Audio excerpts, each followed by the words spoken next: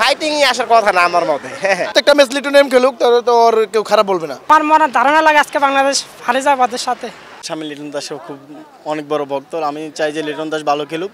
তৈরি কিছুটা ভালো খেললে আরও বেশি ম্যাচটা আগাইতে পারবে।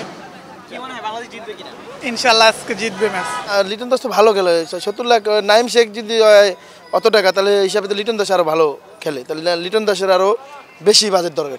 কে প্রত্যাশা লিটন নতুন যা খেলছে ঠিক এরকম খেলে দেখ, প্রত্যেকটা ম্যাচ লিটন এম খেলুক তাহলে তো আর কেউ খারাপ বলবে না।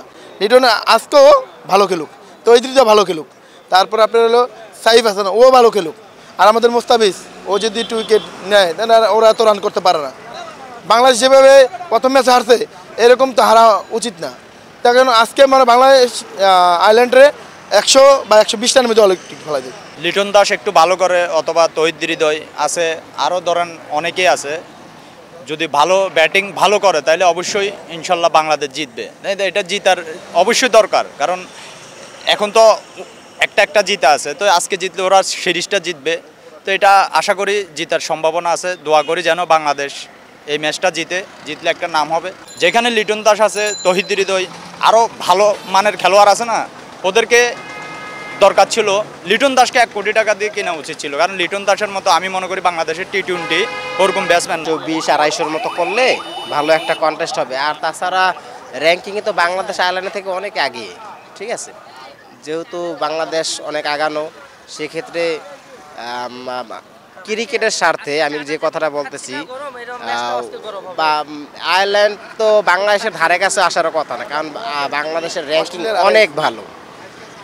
সেক্ষেত্রে আয়ারল্যান্ড তো একদম বাংলাদেশের কাছে অনেক ছোট দল, তো সেক্ষেত্রে তো ফাইটিংই আসার কথা না আমার মতে। আমার মনে ধারণা লাগে আজকে বাংলাদেশ হারে যাবে ওদের সাথে। যে ওদের খেলা আমার খুব ভালো লাগে আয়ারল্যান্ডের।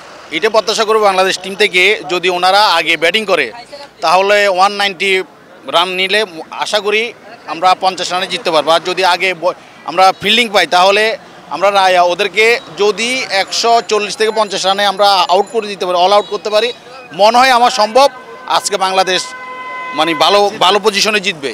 এটাই বাংলাদেশের প্রতি।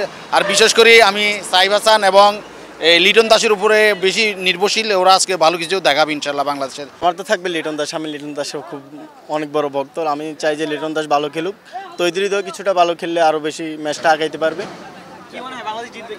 ইনশাল্লাহ আজকে জিতবে ম্যাচ।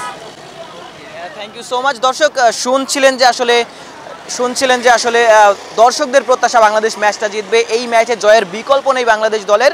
বাংলাদেশ সিরিজে সমতায় রয়েছে, এই ম্যাচ জিতে সিরিজটা জিতে নিতে চাইবে। এই ছিল চট্টগ্রামের স্টেডিয়াম থেকে সবশেষ